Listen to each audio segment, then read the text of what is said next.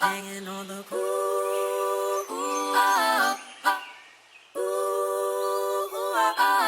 hanging on the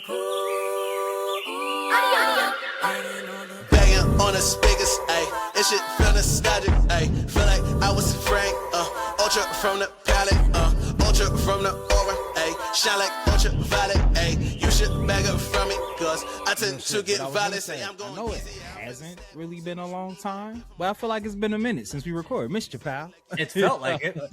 Hey, you know, as Americans do, we took a holiday. Yeah. We celebrated. As we do. But we're back now. Bigger, better, and blacker, baby. Hey, yo, it's the BSPGT finale. B. We made it. We didn't give up. We didn't give up. It got a little murky there for Tougen Anki in the mid. It really did. It really did. The mid-mark. But we were saying just before we hit record that since we were a couple episodes back and we now have the finale of both shows simultaneously, we're just gonna pretty much just like batch talk about this. Like 100%. In the last couple episodes for each show kind of were like set in singular story beats. Yeah, so it wasn't really much like so much breakdown for this to right happen. like we need to talk about what specifically happened in like episode 22, where it's like no, we can just talk about how the seasons ended. So not of the Gachiakuta bias, but if you wouldn't mind, I would love to start with the T, because the running joke of them just sticking it to you like just kept continuing, bro. But we can start with the T. Cause I was with you with like the pacing of the show and how everything has been, and we've been saying like, yo, I wouldn't be surprised if like the finale of Tougen was like the fight between Shiki and Mikado. But no, they said, nope. We're gonna make the last several episodes just their fight. Yeah. And it was fire. And I gotta say, they closed out the season. I'm not gonna say strong, but I'm gonna say strong enough to we'll have BSPGT season 2. We'll have that. Yeah, we'll have that. I was satisfied with it. Yeah, with the ending. I feel the exact same way. Strong isn't the word that I would want to use, but I was satisfied. I was like, you know what? Yeah. Because you know what it was? Like they averaged out. Like we had a very strong first episode, a very lackluster middle part. And then I feel like the ending has been pretty again, not strong, satisfying. Yeah, right? and look, they were down by 20 the whole game, and the final score they only lost by 8. You know what it was? It's the Rams, and they just lost. Like they were down 21. Stafford they came back. They rallied. You made it. They was like, you know what? We might win this one, but too many turnovers. And look, by the way, when this episode drops, Happy New Year, everybody. We are in the year 2026. Hey, hell yeah. Happy New Year's to everybody. 2025 was a big year for us. You know what? Let's take a time out real quick and just say thank you to the lifers, the new listeners, and the fellow travelers, and all the amazing content creators. I'm just gonna throw out some names. I do apologize if I miss any, but shout out to G, shout outs to KO, Tim times 10, Senpai Silva, A1, Senpai, Relentless, like the anime addicts. Like I know there's so many people. D, Layla, obviously, Super Producer Mikey. I know I'm missing several amazing creators. Black Boma that we've done work with in 2025. You guys are amazing. You guys inspire us. Darian, our shit up. Darian, yes, killing shit. We killing shit, bro. Like me and Trav had been saying, we had a vision, a dream that we just wanted to find other dope ass nerds and just form Voltron and just talk about nerdy shit. We're doing that. And shout outs to Melvin. He's going to be a soon to return guest, and then also our first recurring guest, Devon. Mr. Devon. Shout out to you, our good brother. Wrapped up my hero in a major way. Hell yeah. Big facts. But yeah, great pickup, Trav. Totally spaced that it's been a busy 2025. 2025 was listen. quite 2026 is gonna be it's gonna be different. You know, I'm so excited. We have a lot of. Oh, go ahead. I was just gonna say, like, I feel like we probably was about to say the same thing. If just the slate of anime that is set, it's gonna be huge. Oh, just January's about to be crazy. Listen, let me look up the name of the event because I don't want to completely butcher it. But it's gonna be a big year for Dragon Ball. It's gonna be a big year for Dragon Ball. Yeah. So all right. So on January 26th, there is. Look, how about me just turning this into. Look, a quick news segment. Okay, so on January 26th, there's the Genki Dama Matsuri event. If I said it right. But this is going to be the event where they are announcing 2 new Dragon Ball projects. One allegedly is this Dragon Ball Super video game, possibly. So let's talk about that. It's our show. Let's talk about that real quick. So nothing has been confirmed. Nothing has been, even said. But there's these rumors circulating that there's a ton of rumors. There's always rumors that go around. But the one rumor let me tee you up real quick, Travis. Yeah. Throw me the I'm gonna pass the rock over to you, brother. I got off the backboard. So there was an image of the scene from the anime of Battle for Gods where Goku's like getting the Super Saiyan circle and getting his Super Saiyan God form. But a lot of people were peeping that the animation style had looked different. Like it wasn't like the same from what we had seen from either the movie or the TV show format. So people started sharing it, and there was like speculation where they were talking about something like, oh, are they, because with Daima and ending and Super Saiyan 4 being on the canon, and people are saying like, oh, is it canon? Is it canon adjacent? Speculation came out that people were thinking that they might retcon Dragon Ball Super and redo it, whether that's like a full redoing of the whole story or just like adding in some stuff to connect Daima and then just let the rest of the story do what it did. And then the speculation, Travis, coming to you, where it really took off is the image of the Super Saiyan circle was taken down and it was flagged for copywriting. And they were saying that when they like backtraced who got it flagged, it was basically like Toei. Like, and like all like Capsule Corp and everything, like somebody, like a company representing the big brands of the Dragon Ball world were the people that got that image taken down. Right. Take it away, buddy.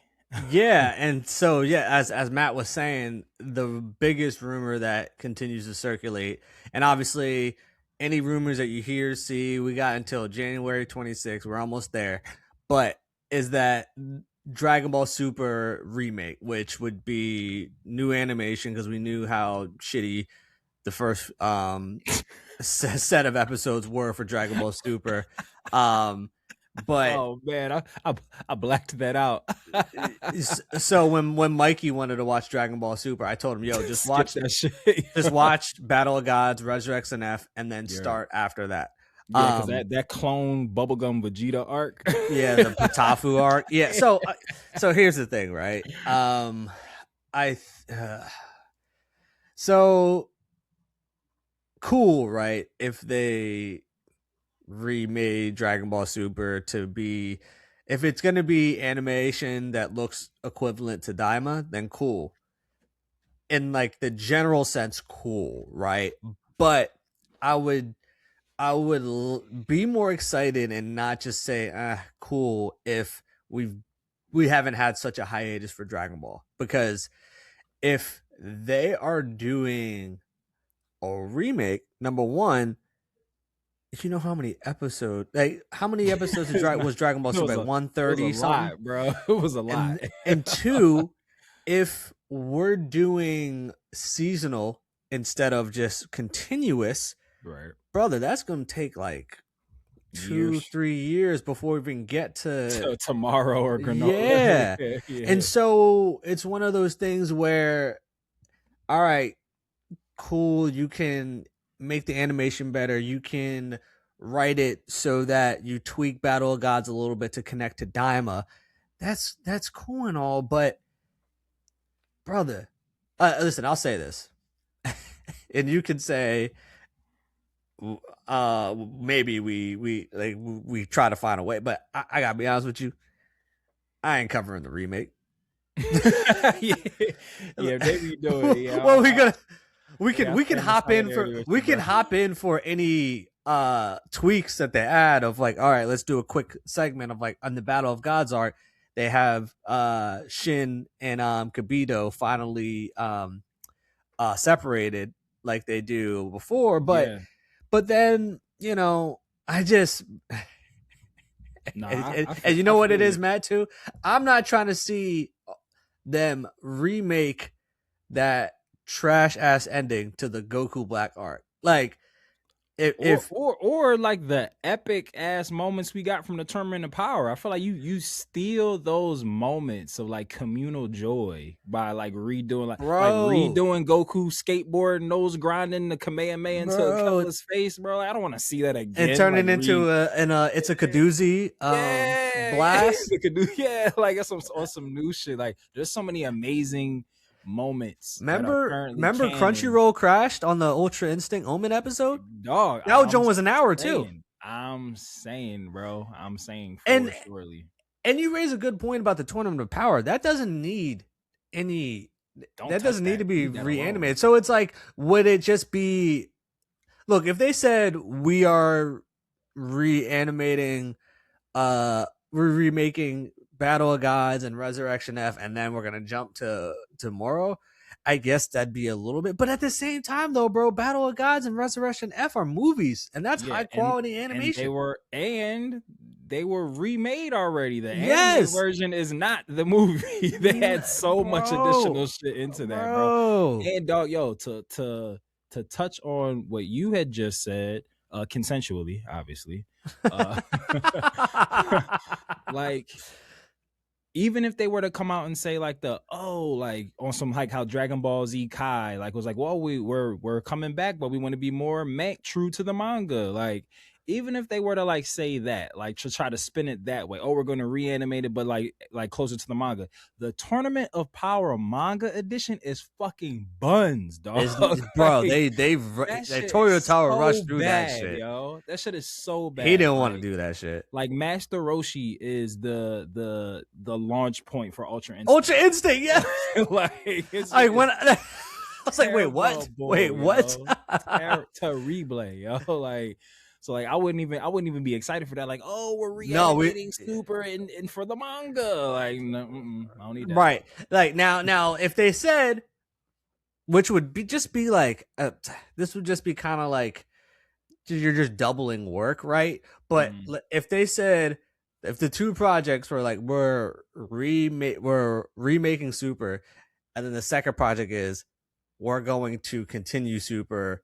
After we're finally going to get to the end of Z and we're going to continue after that, which that doesn't make sense because I feel like the two projects announcements, one's going to be anime related and one is probably going to be a movie. So if they do a remake, man, like my first child is going to be 2-3 by the time that I'm watching and aware contributing to the conversation. That's what I'm saying. By the time I get to watch new content, she's gonna be able to watch it with me, and remember it. Yeah, like that's that. Like the logic behind that is so flawed because it's like even Dragon Ball has built in a safety cushion of like retconning shit just because somebody forgot. Like they're like, like stupid reason, and we just accept it because like God, like God level anime, like right. So it's just like it would be so much of an easier thing to do to just give us a shitty reason as to how Daima bridges into Battle of Gods than to just redo all the Super to fit those plot points. Like you could like at this point again, starved for content again somewhat, like if they even gave us like a one-shot episode that just like connected Daima to Battle for God somehow, just to explain away why Super Saiyan 4 wasn't used in Super. Like that's really Bro. the major plot hole that you would need an explanation for. Everything Legit. else could just be like, oh, it happened in the demon world. Why would we bring it up? It didn't Right. come up.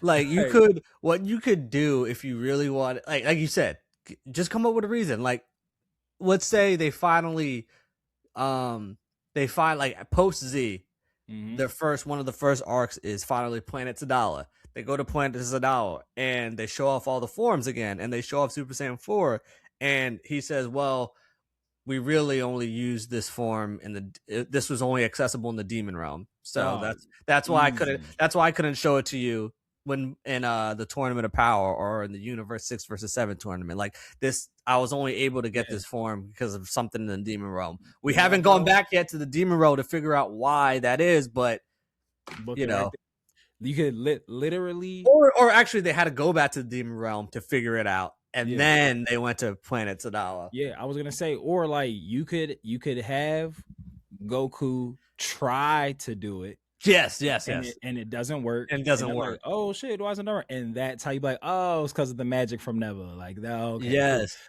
Like that's easy, done. We just explained why he never used it again. Right? Yeah, you could even make it a funny moment where he's trying, and then and he's like, and then fuck? Vegeta can be like Kakarot, you idiot. That's because Neva was able to, like, you didn't realize your key was different. Yeah, shit, Kakarot, you didn't realize you no longer have any magical key in you.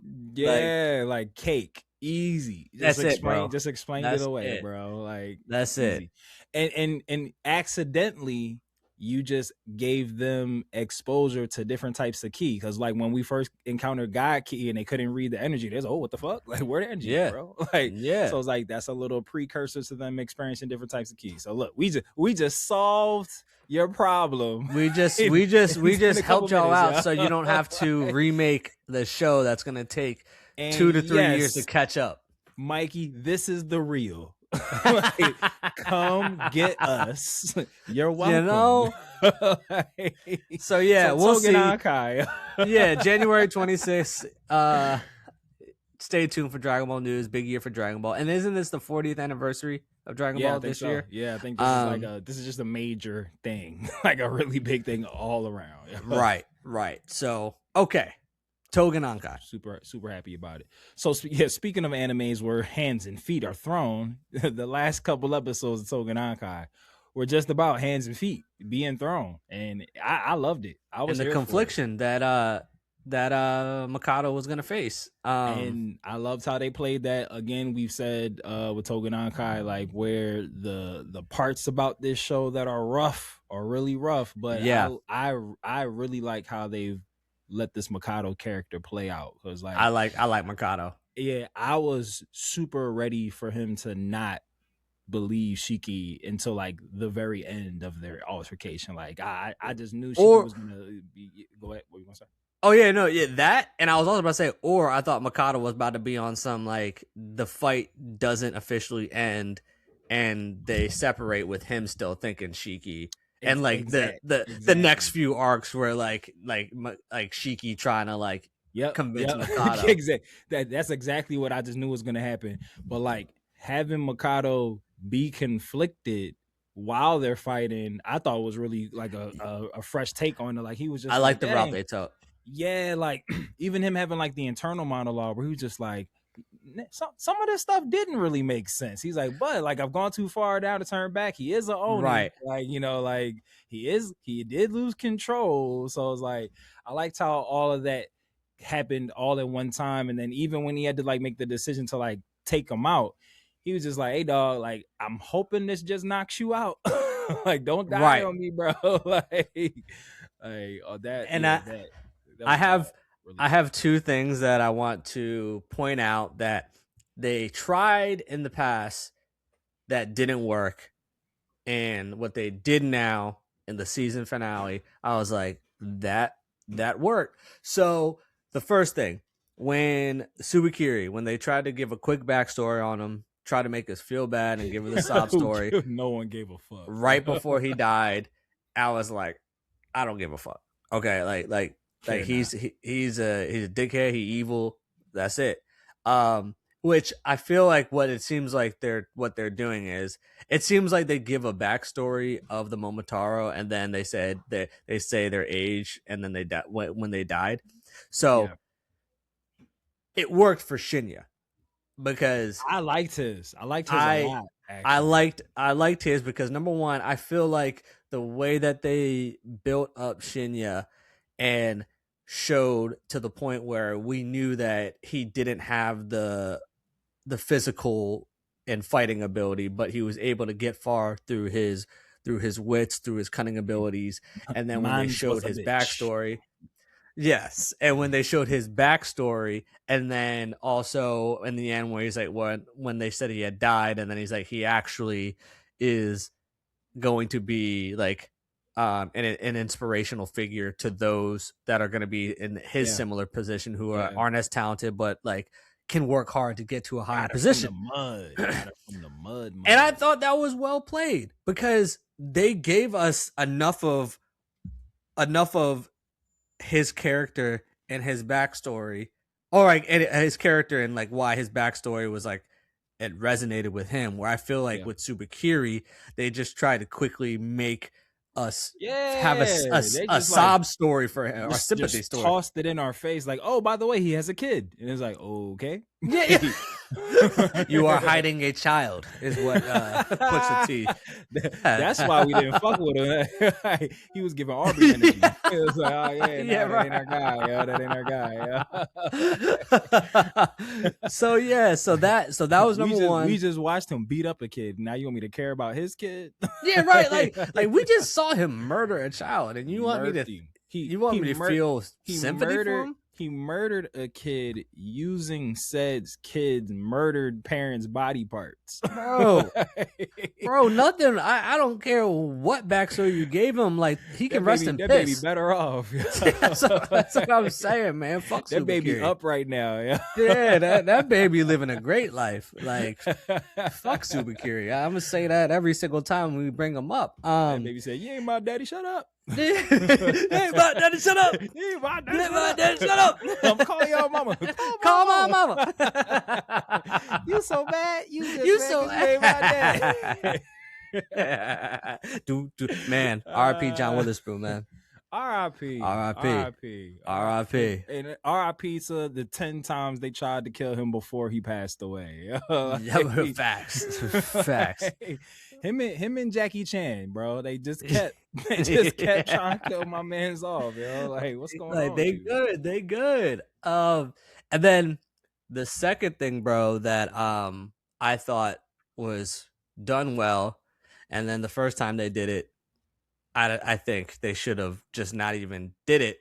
So at the end, when Jin says to Shiki, what are you doing sulking? That you just need to now get stronger so that you no longer, so you don't live a young moment. And so, I mean, so I'm jumping all over the place, but one of the revelation is because of his Kishin blood, if he uses his Kishin powers, it's gonna drain his lifespan. Yeah, and those who are children of Kishin tend to die young. So straight out of the playbook of Kaiju number 8. yeah.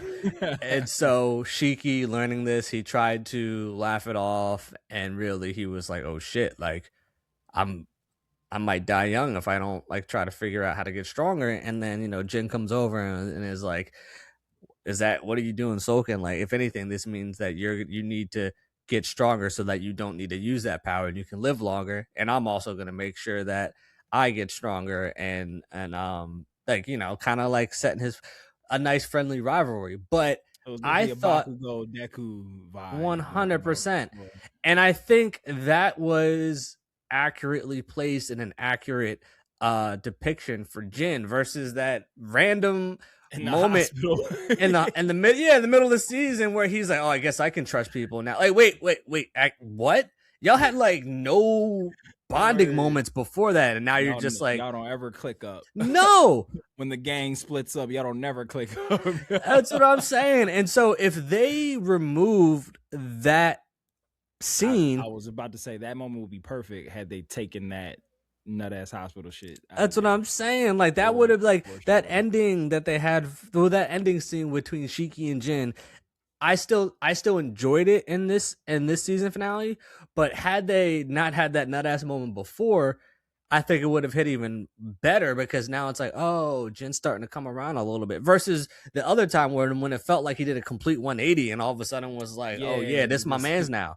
Yeah, about to say my man's fucking ice heart done been thawed all the way out of one moment. Yeah, put it in a microwave real quick, like and it's just like my man didn't even do nothing like specifically special. No. He dug you out of a rubble pile, which anyone who would have got there in that moment would have did. Yo, that's what I'm saying. It wasn't like he did something like he didn't crazy jump in front of a bullet for Yeah, you, I was about to say, like he jumped in front of a Momotaro and then was like, yo, I got you. And it's like, no, Yeah, he like, just my man came looking for you, found you under some rubble, dug you out.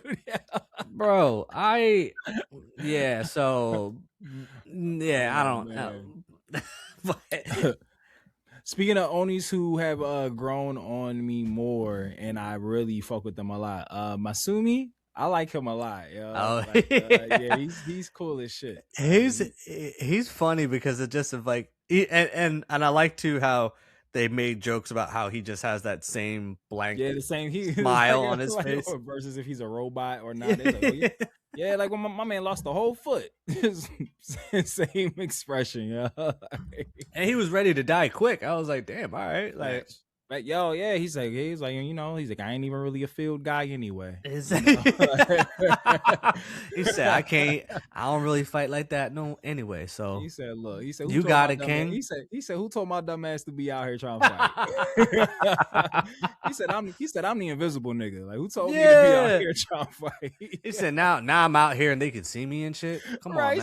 He said, I'm just out here visible. Yeah, tripping, yo. I was out here tripping, yo. It don't work on his berserk, man. This some bullshit.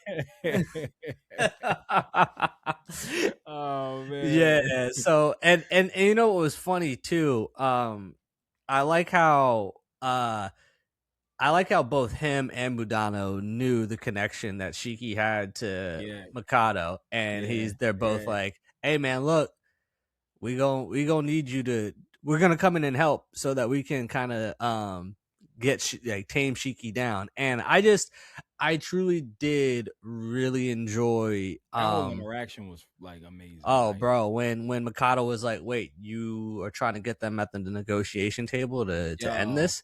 I can't tell you how hype I was that Mudano just like said the plan, because I feel like in any other anime it would have been some veiled thing. Yeah. Like we'll see you at the table soon. And Mikado's like, what? What? Like, it's not in my best interest to kill you now. Like, and leave or some shit. Yeah. And it's like up in the air, like, oh, wait, are the Oni good or not? But for him to just be like straight up, hey, we ain't gonna hold you, big dog. We sick of this war, bro. We're tired. Yo, we tired of fighting. We tired of fighting. We just try and break bread, but y'all don't want to listen. Exactly. I just knew there was gonna be like a classic misunderstanding trope, and Mikado was gonna be like, y'all are the ops. I knew it. Yes. Yeah. But for him to be like, nah, bro, we wanna be friends. Right. Right. Like, because we like y'all white drip. Like, we're tired of wearing black all the time. We would love to think we could do a collab where, we could have a little bit of the white, a little bit of the red, a little bit of the black. We could do a Kith off-white collab, bro. That's what I'm saying. You be seeing the Jays, they got red, white, and black. Come on. What happened to Kith? I don't hear that brand no more. I feel like more creators and more brands have kind of like emerged where, but Kith is still expensive. Don't get it. That should still be. I was about to say, I'm sure the price tag is still ridiculous. Yeah. I feel like everybody had a Kith collab like 3-4 years ago. Oh, it was everywhere. It was everywhere. The range of this podcast. Nowhere else. I mean, you go see a Kith and Oni collab too soon. Look, I'm trying to look. That's what they're trying to get off, bro. It's gonna be the or a Momotaro one. It's gonna be the Super Kitty. the Super Kiri 3s. Yeah, Super Kiri 3s, man. All fight collab. Yo, but I in the way that we say that we hope that Gachiakuta has like so many episodes, so many different arcs and everything. For Tougen Anki, I think they've opened it up. They've now given themselves mad avenues. Well, they opened it up, but I do think it's something that should be a closed story, like on the shorter side, not like super short, but on like the shorter side. Because, and so with that being said, I like the fact that we now have a Momotaro, and not just any Momotaro. We got 3 of them who might be. Yeah, we have one definite. Ain't so bad. Yeah, Who's definitely who's a prodigy, and I like the fact that not only did he get to see, well, number one, see Shiki still be conscious in his berserk state, be upset at the fact of what's going on, and Mikado realizing, oh wait, like he's in pain. He isn't trying to do this. He isn't trying to kill me on his like just own free will. But number 2, Mikado learning that like, oh, Oni actually are not these beasts and demons that we are just slaughtering them for. And I think it's important that they have now one Momotaro that is completely like, and he saw his own kind in Shinya get innocent people involved, kill children, kill families, use humans as pawns. And I think that, that's going to be important, because if they just had if season 2 was once again just Momotaro being like, Oni are the evil, Oni are devils, kill, kill, kill. Oni being like, yo, chill. We're not like that. Momo good. Yeah. Yeah. Like if they had another season of that, I'd be like, all right, man, this is going to just be BSBG. So, so the fact that they have that, and I do think, it'll be BSBG CT, and we do the challenge. adding that. But I feel like Osuke and Tsukiyomi. I think the 2 of them. I don't think they're at Mikado's. They're definitely not at Mikado's thought process, but I think they respect the fisticuffs. I feel like they had some respectable fights to the point where when Mikado comes back and talks about it, they're first gonna scoff at him, but I do think they could be swayed into, like, I could see Asuke taking the road of like, I want to keep them alive because I want to keep having good fights. Like they fight with honor. Like I think he's gonna be on that type of time of like, I don't like them, but I like fighting them, and I don't want to kill them because I want to keep fighting them. On some like, there's not enough honorable people in the world. Yes, so we gotta keep some of them around. Like on the same time. Yeah, no, for sure. And Tsukiyomi was just like, straight up, like, oh yeah, he could have killed me and he didn't. So I owe him one. He said straight up, like, I owe him one, bro. And I could see him pulling out some card that says, like, the future says that card or some shit. Yeah, 2 divisive entities are gonna come together. And you know that scene is gonna be is like the card not facing the audience, so he give a little look. He's gonna look at it and be like. And just like nod his head like, I'm with you, Mikado. Hell yeah. Like he'll pull out the card and be like, well, I'll listen to you, Mikado.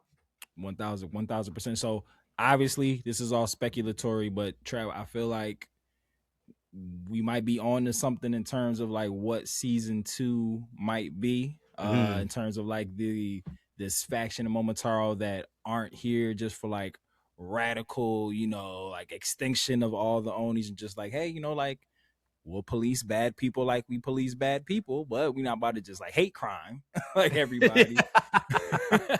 Versus, we're just not gonna eradicate motherfuckers. Yeah. Like the ones who be tripping balls, like those are the ones that we'll worry about. But you had sent me a post on Instagram that it showed like a different Oni uniform. They looked like to be gray or black, so they had their away jerseys on. Or whatever, and that one, that whoever they were showing off, and are you talking about that screenshot I sent you of whoever that was? Yep. Now that person looked like the type of Oni that the Momotaro, like a pure blood person. That looked like that Oni looked like the Subakiri of Onis. If I was just to judge a book by its cover.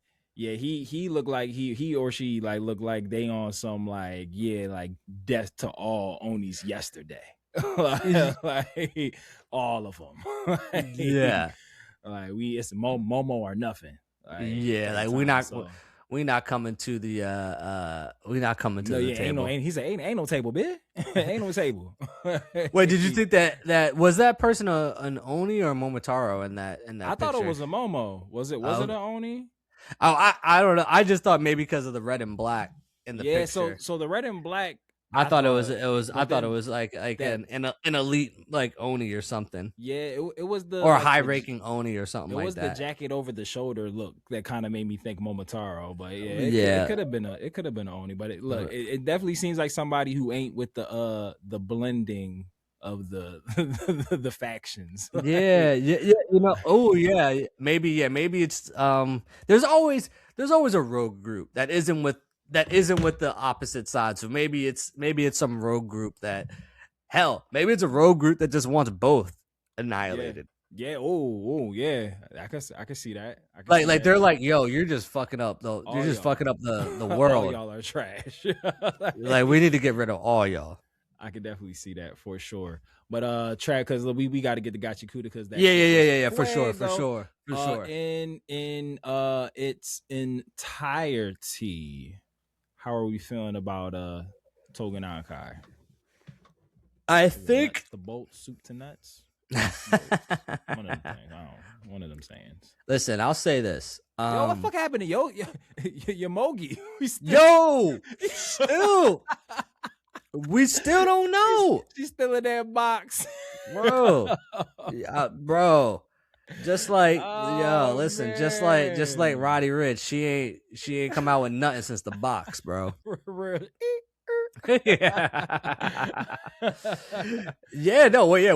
she at? That's hilarious. I'm just sitting here like trying to think. I'm just like reflecting on. They couldn't even throw like a gag after end credit scene. That would have salvaged the show for me if they had like a scene of just like a little cutaway of her in a box. That would have been the geek. That would have been the geek. I'll say this.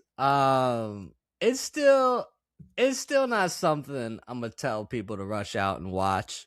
I will say if you started it and you left, I'm not mad at you. If you started it and you're still watching it, I would say keep watching it. Watch the Shinya stuff. The Shinya arc is worth it. I would say to watch all that. And you know, let's go into season 2 with somewhat of blind faith, but also, listen, long-winded way of saying I'm not mad at anybody for the decisions they made for leaving or staying. Yeah, I think the show is okay. It had a good enough ending to keep me tuned in for season 2. And voice acting was great. See, you watch the sub, I watch the dub, and I do think the sub voice actors. I watched the dub for. I watched the sub. Okay. So I would say the sub was good too in terms of the voice actors. But yeah, how do you? What is your takeaways? Same kind of almost like eerily similar to you, like the show. I think I might have liked it probably like 0.1% more than you did. Probably like, that's fair. That's fair. To head who liked it more, probably me. But yeah, I could have just like this show would have been a perfect 12 episode show. like this did not need to be 24 episodes. Yeah, bro. And I feel like that's really where all the issue is they had 24 episodes to fill what should have been half of that of content. Like, you know, they literally went on 2 missions. We literally only seen 3 different locations. It was they barely trained the Shinya City. Yeah, we didn't really get no training montages. They didn't even complete the original teaching session. Actually, real quick, they didn't train for literally. They started the first session and then they got some emergency call and then they were just set into action. This was basically like as if My hero started with the hero classes, then all of a sudden the Nomu Just showed threw up, him into the and it's like, streets. hey, go fight them now. They said provisional licenses on day 1. Here you go. Yeah, they legit like never even went back to getting their Oni training. And So now it sounds like they're just about to just they're like be the team. doing real Like, work. the team. The Yeah. school, yo. Like, You know what? If they lean into, and I'm assuming this is based off of a manga, so I'm assuming that this show's written out. But we've seen recently, that's what you would hope. yeah. But I was gonna say we've seen more and more recently now that like animes aren't afraid to change the source material if they think it's going to be more engaging for watchers, i.e. Tournament of Power manga versus Yeah. anime. So I was gonna say I would not be mad if they kind of lean into the noviceness of Shiki's group for a next season if we meet other students at this school that are just like so much better. Then Yeah, I bro. would be like, okay, them being rushed through makes the shitty pacing of season 1 kind of worth it if we open up the world and they're like the shittiest of all the Onis. Or if they had some sort of like tournament and like there's like They're just puns. yeah, like if there's like some sort of courses that clearly like people who went through like a curriculum got through, and they get cooked in those, but then like in fights, the one skill trainers, yeah, like the actual fights they do extremely well because they have real life experience. Exactly. Like if we get that, I'll be like, okay. Like literally these student the Oni, they interviewed for the job, got the job, and got 0 onboarding. Bro, they got put on the fry machine day 1. Like, they didn't work their way up to the fries, bro. They was like, "You want fries, bro?" Like, said I need you in my drive-through window. Like, sir, I don't even know the job. Say you got this, big dog. Hey, believe in yourselves. So yeah, Tougen Ankai season 2. Y'all still got some. Do I say fans? Y'all still got some viewers in the brothership. You got some onlookers. You got we'll see y'all. We'll stream y'all next season. Don't worry. We see y'all. And again, to the Dubcast, Zeno Robinson, that boy is employed, booked and busy, booked and busy. We're here to support. Right, transitioning to another show that he is booked and busy on. Just, I'm gonna say it here on these airwaves on your TV screen. I have reworked my top 5 favorite animes of all time. And Gachiakuta has made it into my top 5 already. I mean it's great. It's great. It's great. I can't even knock that. Bro, it's so good. Not saying I would knock it. Can't even knock it though. It's so good. And then just knowing that there's so much more that we still have to like be gotten or given. Yeah, bro. It's like we haven't even made it back to the sphere yet, bro. Like Rudo still got to get back on that little bitch that threw his bear away, yo. Bro, we still need that get back. If they have, so we learn obviously that throughout the end of the, not just the specific last episode, but throughout the end of the season, that the Raiders, they're trying to get up to the sphere. At least Zodal is. He doesn't say exactly what he's trying to do outside of like, we're going to take down the sphere. We don't know exactly what that means. But if next season, the following season, whatever, if there was a certain set of episodes that strictly focus on the Raiders and their plan to go up to the sphere, like a Phantom Trope returning home episode. You literally you knew I was going there because that's one of my favorite Hunter x Hunter episodes of all time. But yeah, also like when they do finally get up to the sphere, because I feel like that's going to happen at some point. I need just like, I don't need any cleaner involvement. I just want to see what Zodal and the Raiders do up in the sphere. and we see, I don't remember which episode it was. We see like when they had like that kind of like shadowy printout of the roster of the Raiders roster. We see that there's other Raiders that we haven't met yet, like that are part of like the main team. I don't remember like which scene it was, but or which episode. But yeah, I would absolutely love to see like a Raider exclusive episode of just them like unleashing their power on people Yeah, who bro. are protected by the plot. Like I would love to see that for sure. Bro, that would be heat. That shit would be super, super, super fire. Really quick, and I know we wanted to get off Tougen Ankai, but there was one thing that I did just want to say that I like super duper appreciated. The emotional intelligence of Shiki is something that I think should be applauded by the writers of this show, because we always we're gonna talk about the end credit scene. I was gonna talk about I did want to touch on the end credit scene because that was amazing. But even the part with him and Mikado when he was just like, how can I apologize to him? Like I did so many terrible things to him. Like he'll never forgive me, this and third. And he still like, got through the fear and apologized. And it's just like, we always talk about like forgiveness and like not holding on to that weight and stuff, but I feel like for Shiki to not only accept and receive his apology, but then to also echo back like, it wasn't on you, big dog. Like I feel like that was such a powerful thing, because it's like he could have just accepted the apology, and I feel like that would have been enough for Mikado in that moment. Like for Shiki just to accept the apology, like damn, like he didn't need to forgive me, but he did forgive me. But for him to just go that extra mile, like, it's all good, bro. I get it. Shinja, he lined you up, bro. Like, happens to the best of us. But yeah, I just thought that was a super powerful moment. And then just, like, whether it's me, you, Jordan, Justin Hood, all of our male friendship groups, like having long-lasting male friendships, seeing that in an anime of just like platonic male love, like I just thought that was a really awesome. Oh yeah, for sure.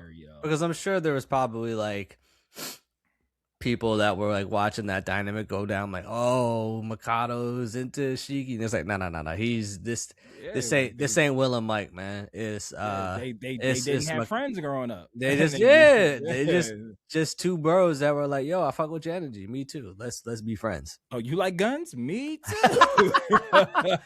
Such a guy thing to bond on, guns. Yeah. And to your point, Trav, like even with the Mudano stuff, we found out that my man's bombed out. Got the blackout tattoos. I did find like the exposition of explaining blackout tattoos to be like a little cringy. Like, all right, we get it. We get it 2025. When he was just like, aren't those blackout tattoos? I'm like, all right. That wasn't unnecessary. But even that, and like Mudano being like such a a stern person, but then we got him getting tattoos for each one of his fallen comrades. Yeah. And even what did the doctor call him? What was his nickname for him? He called Mudano something. Damn it, whatever. But he had like it was like Danny. Was it Danny? It might have been Danny. Danny. It was Danny. It's Danny. It's Danny. Yeah. So like even like him referring to him as Danny and kind of on some like Eraserhead, awesome Mike type time. Like, yeah, like Mudano might be like annoyed by him because he's too much, but like you could tell like that's like his man's. Like, yeah. We grew up together. You're just weird for real. Say you just weird that far.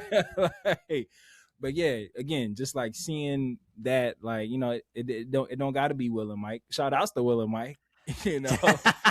I'm not even gonna get into spoilers because Stranger Things is still super fresh. Yeah. Well, by the time that this episode comes out, this series is over. True. We'll see. Yeah. See how this conversation continues. But I did just want to point that out really quick. But yeah, back to the Gachiakuta of it all. We had amazing bro moments in that too, with Rudo and Zanka when he visited him in the hospital and brought him the flowers and everything. All of that was dope. And then him being like, like I don't want to. I feel like I'm imposing sphere culture on down here on the ground. Yeah, bro. The How way that about they touch stuff in this show, I just love the angle that they play with like everything. Like even when Zonko was having like that little like mini moment where he was just like, "Oh damn, am I a bad friend for trying to like not help Rudo get revenge?" Like yeah, yeah, on something like damn, like am I a good friend for encouraging the revenge, or am I a good friend for encouraging him to like live a normal life? Like shit, like what do I do here? what's Like the big cleaner's name again? the Delman, Damel, yeah, Delman. Delman, How, yeah, how about how he's how about whatever. he's just like Android 16 Yo, in he's terms of like 1000% Android 16, man. All right, so do we want to just address the elephant in the room right now, or do we want to like you just well, slow walk it real listen. quick? No. The first podcast we did together was called Elephant in the Room, so I think we can Hey, do that. my man, Ether boys. This nigga Tamsy. We asked that This, question earlier. this Don't y'all feel a little bit weird nigga about Tam. him? We said there was Something, something about his yeah. We energy. said something seemed off about him. Something Something seemed seemed off a about him. bit off about him, and we couldn't place it. We was like, maybe he's just weird, like maybe he's just a side character. So this is just how we're not supposed to really like pay attention to him. But we get a after credit scene that it would appear that Tamsy, not even appear, it just it is what it is. Amo is chained up in somebody's dungeon, and Tamsy let his hair down. I guess when he's evil, his hair is just down. I was gonna say, yeah. How about how he let his hair down for that? And He said, I just got back from work. yeah, facts. He's like, yeah, I'm done pretending to be a good guy. Yeah. But it would I will say appear, because we don't know the context in which Tamsy has Amo chained up. Like we don't know if Tamsy got Amo chained up, or he just is aware of Amo being chained up. Like we don't know who it was. But I will say, and Trav, I had talked to you about this off mic. I had went back because the dub is 2 episodes back from the sub. But I couldn't wait. I just wanted to finish it. But I went back and watched the dub for the episode when Zodal, Chitoni, and Bundus are escaping. When he was just like, "Oh, my experiment's over. I got all I need." Like right after Nordstrom gets sucked out of the hole, and, like, dies and everything. Nordstrom. And when Zodal's going to escape, Rudo like yells to him, and he was just like paraphrasing, and he's like, "Wait, like you never told me what you did with Amo." And remember, a couple episodes back, when Rudo was asking Zodal about Amo initially, he was like, "What's an Amo?" He was like, "You keep asking me about this Amo." Like I had no idea. And we thought at the time that maybe that was just his like disposition, like because he said, "I don't like to waste words. Like I don't like to talk about things that aren't relevant." We could have been that, but now painting it in a new light, maybe Zodal did just send Jabber after the boots. Like, maybe he didn't have anything to do with Amo getting chained up. But really quick, to the point that I was making, Rudo yells out to Zodal. He was just like, "Oh, you never told me what you did with Amo." And very strangely, Bundus says back, like he's like, "Oh, that kid doesn't even, he has no idea." And I was like, "What the fuck don't he have an idea about?" And I don't remember like seeing that or taking note of that in the sub. I did at all. I didn't notice it at all, but it was like such a very prominent point where he was like, "What did you do with Amo?" And Bundus just laughs, and he's just like, "That kid has no idea, does he?" How about Bundus having all the answers low key? But had it been anybody else that said that line, I wouldn't have looked too much into it. But Bundus being the one that was asking bro all those questions about Arca, and he's like, "Oh, what's up with your boss? How much do you really know He about said, him? "What's up with your mans?" Yeah, like, have you ever seen him use his vital instrument, bro? What if the winged giver, going back to my reckless speculation of Arca possibly being involved, what if the winged giver and the assistant are Tamsy and Arca? Bro, I was about to say, yeah. What if Tamsy is the winged? Oh wait, giver. Oh my god, wait, bro. What if the winged giver and the assistant are Arca and Simu, bro? Listen, there's some suspicion. There's some. Did you hear me right there, bro? Because I'm thinking back to the movement in the Amo flashback when the giver without the wings, when he knocked out Freaky Boy, and it was like super quick lightning backhand. And then Simu's fighting style was she moves super quick, like a lot of hand-to-hand combat. So I'm like, dang, bro, what if that's Arca? I don't. Yeah, like that could be it. The fact that Tamsi has Amo, maybe he could be the wing giver because of just like his association with like primary antagonist vibes. Yeah, because the fact that like she had seen the wing giver and Tamsi is the one who seems to have captive of Amo. Yeah, I don't know. Maybe like Tamsi might be one of the two, if not the wing giver. Yeah, bro. Something about Tamsi isn't adding up. So what? But like you said, yeah, this could be him giving like the primary antagonist vibes. Which would be which again, then it's just like, oh, there's always a mole, bro. Then it's like there's always a mole. If Tamsi is the primary antagonist, is Tamsi a raider? Is there a different organization of people that are the raiders once again, like we were talking about in Tougen Anki? There's always that rogue group that anti-heroes, yeah. And I'm kind of starting to feel like the raiders are just like the anti-cleaners. Like it's like they just don't care as much about people, but like their overall mission here, especially if Tamsi's part of like maybe some other group, because we do know that there are we got introduced. Well, hold on, really, let me ask a question to see if you remember. So the group of people that Zanka comes from, was that the Hell Guard as well, or was that called something else? Because part of me feels like it was. Remember, like he was training to be something, and it was like his family comes from. Was that the hell? Because I was gonna say we got introduced to the Hell Guard, but I don't remember. If that's Zanka's like people, like where he comes from. I don't think so. They were called. This feels Googleable. Yeah, I would say, yeah. Keep going. I'll look it up. I can look, but so either we met them again or we saw them, but we meet this group of people, the Hell Guard, the elite. They have these awesome red uniform fits, and they come and pull up on Arca looking for Rudo. Yeah. So real quick, as I was trying to look it up, like this is not like anything, because it's probably a question that popped up from the last set of episodes, but like I was like, oh, I do not want to go into these spoilers, but when I type in when I type in Zanka before I can type in from the Hell Guard, it's like is Zanka dead? I was like, yeah, I'm not gonna. Can we get out of here? But it must be from. No, he's not currently part of the Hell Guard.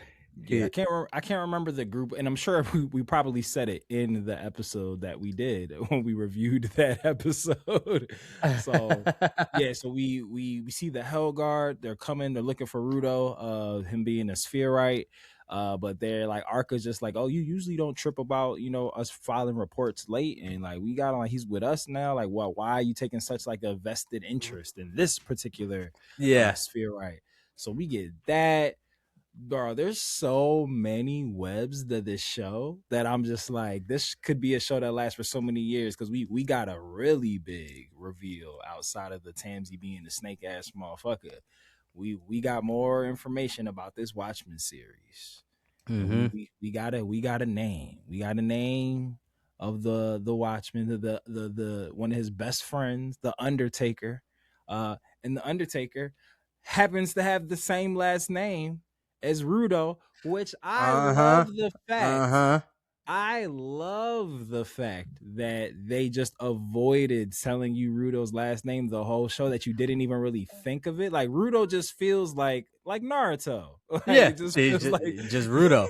Yeah, he's just Rudo. Like, so when he was just like, wait a minute, he said my full name. Like, is Rudo's, was it Subarek or what? Yeah, it was some with an S. Like something with us. Let me see. Yeah, Shoreback.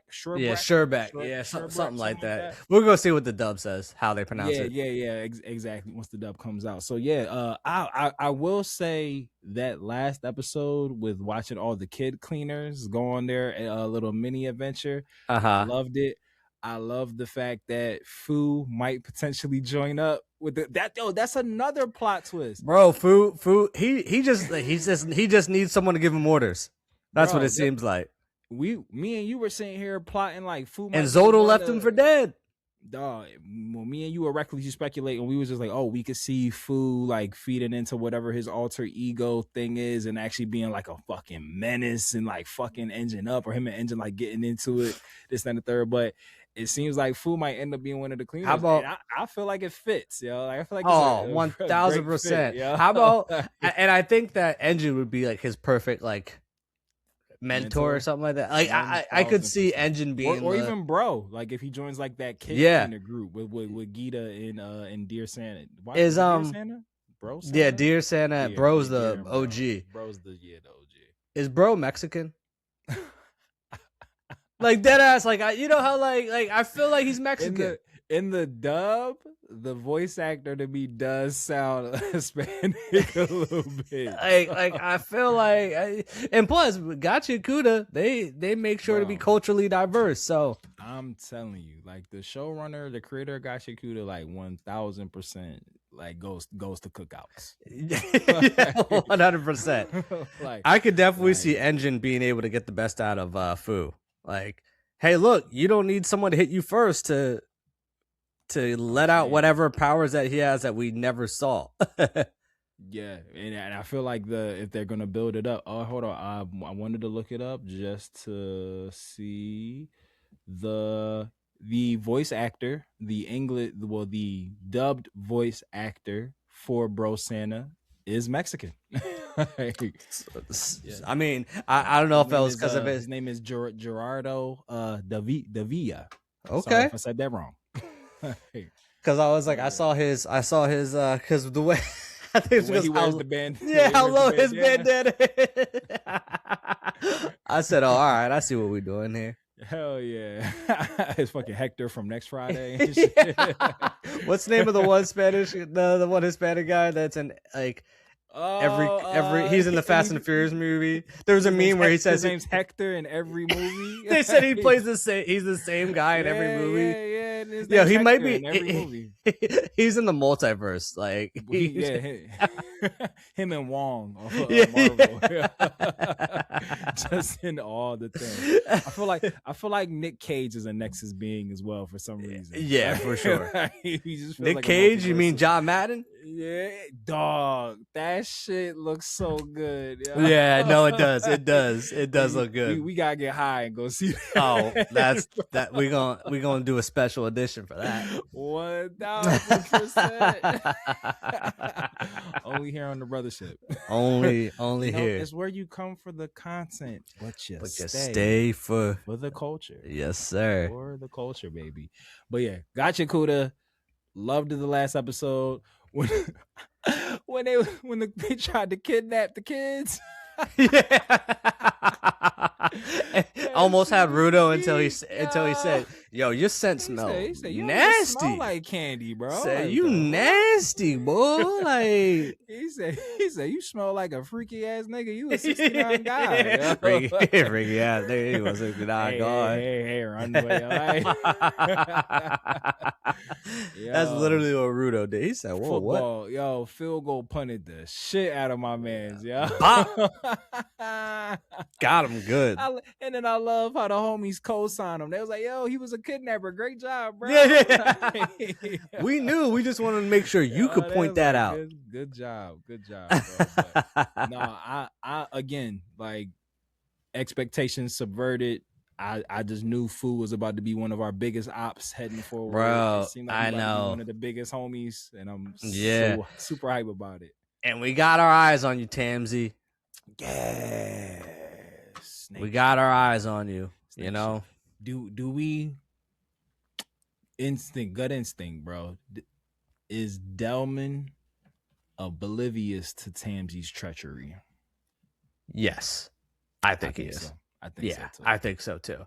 I think I think that's why Tamsy hangs around Delman. Because he's like, oh, I can blend in, but he's man, my can't shit. wait for the emotional moment of Delman where he's like when feels he so finds betrayed. Out, He's gonna snap. He's gonna snap.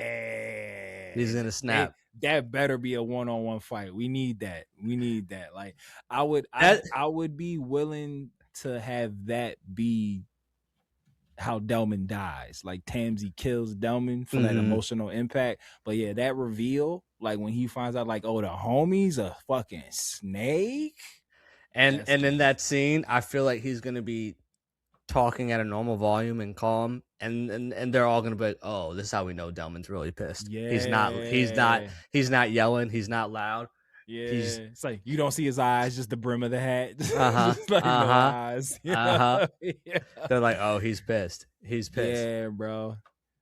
That's gonna be epic when he finds out the betrayal.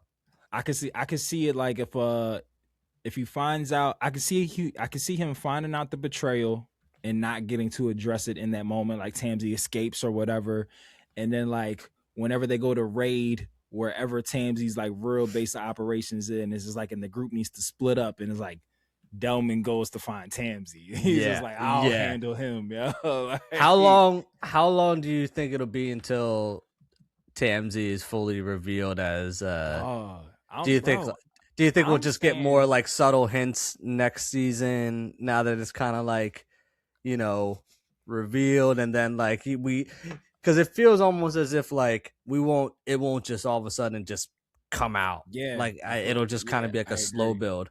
That's literally what I think is gonna happen. Like where I'm torn at is I don't know if they're gonna like have the audience know and then just like torture us with watching this snake ass nigga just interact with the characters. Right. They're gonna like or if like they'll leave it up in the air to be like, yeah, he got her chained up. Yeah, that's fucked up. But it's like, but is he really the op?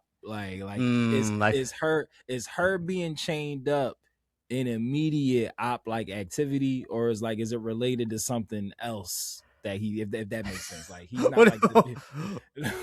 what if they like when they start the next season and all of a sudden he's actually like just like feeding her like real food and like helping her out and shit, like teaching her to read and shit. Yeah, like he's actually like treating her well, or like I and that's why I say like I'm assuming that he's the op. I could see a world where, but I'm still leaning he's the op. Yeah, I'm still leaning he's the op. No, for sure. But I could see a storyline in which like maybe Tamsy needs Rudo for a specific thing, and Amo's a distraction. Like I can see like that being the motive as well. I too though am leaning more like he's still an op, but whatever his oppy goal is, it's not Amo can't be distracting Rudo. Yeah, or if like maybe he's not an op. He's just like has selfish goals that don't line up with the cleaner, and Amo being in Rudo's life doesn't allow him to use Rudo the way he needs to use Rudo, like in a pawn. So it's just like, oh, you're a piece of shit, but you're not like the villain. Like other times. But, you just an individual piece of shit, but.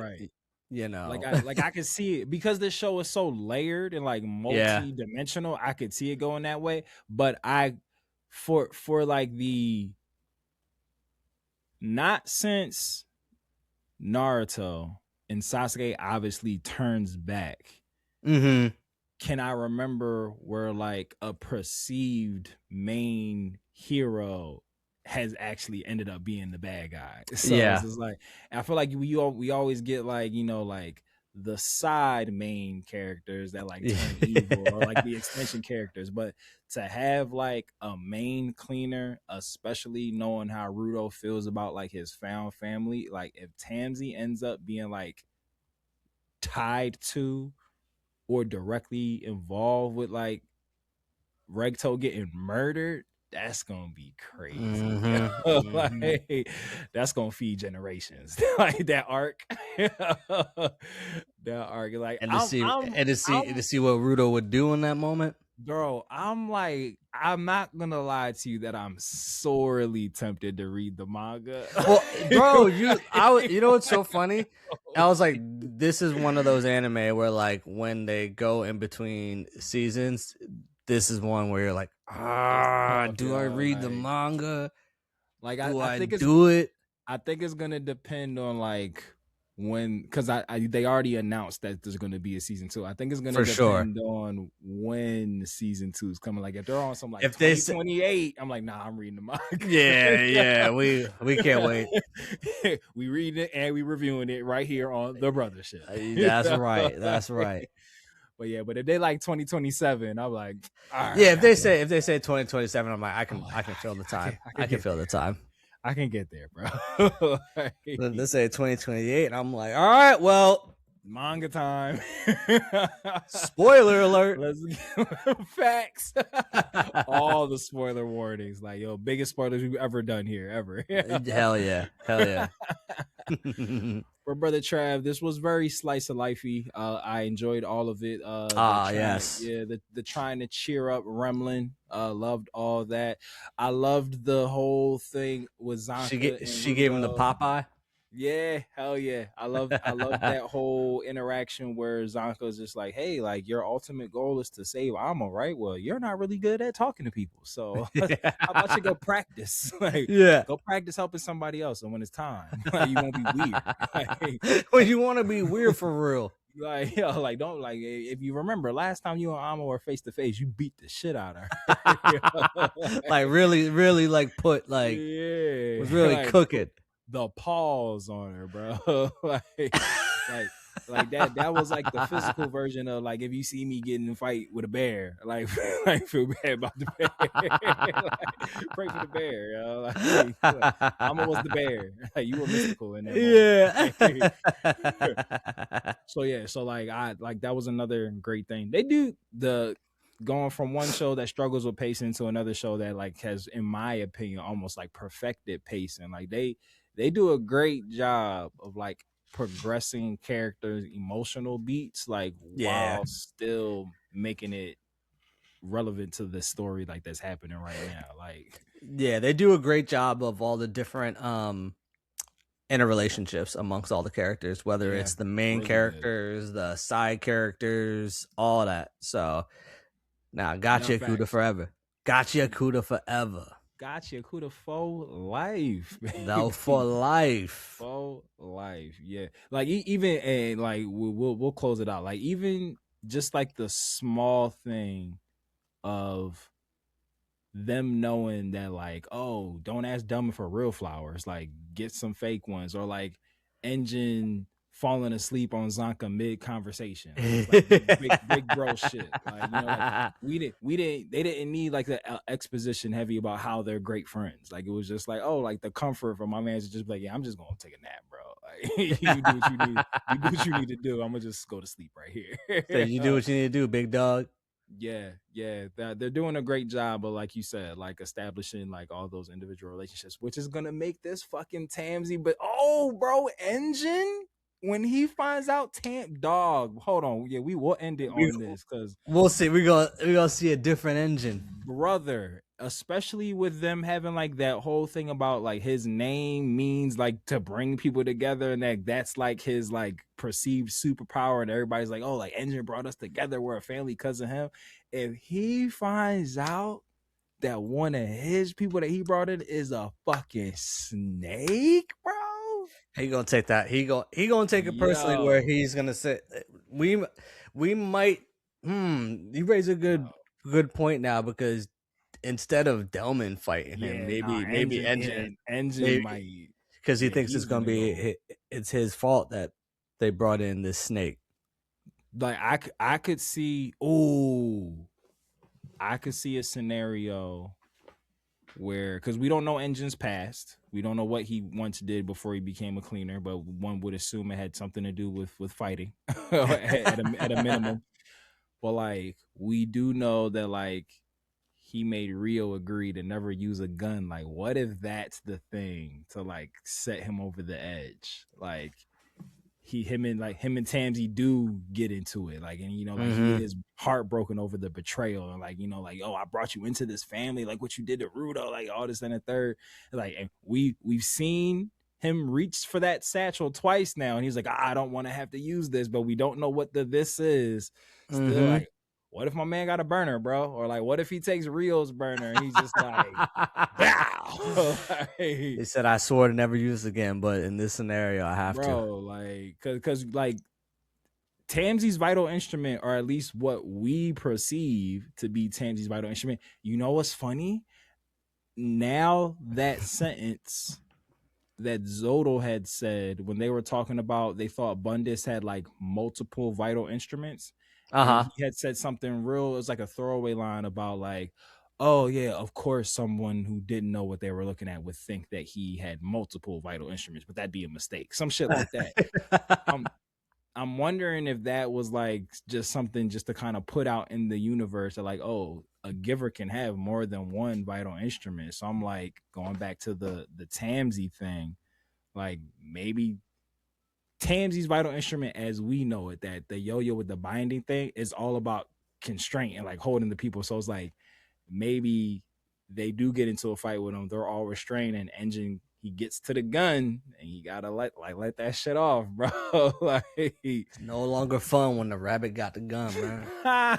And on that note,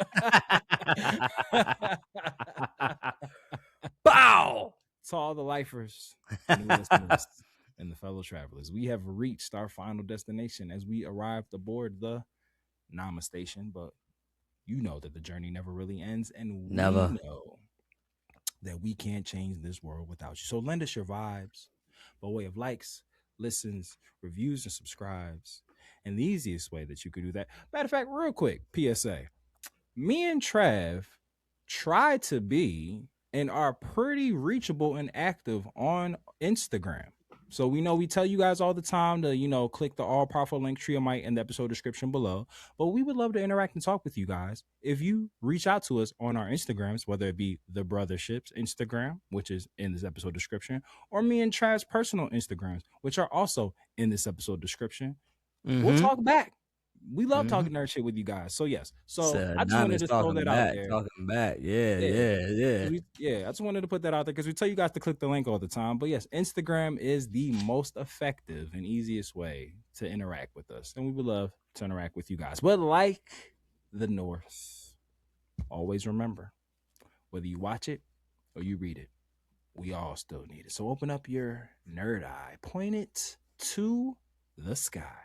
And we will see you next time aboard the Brothership.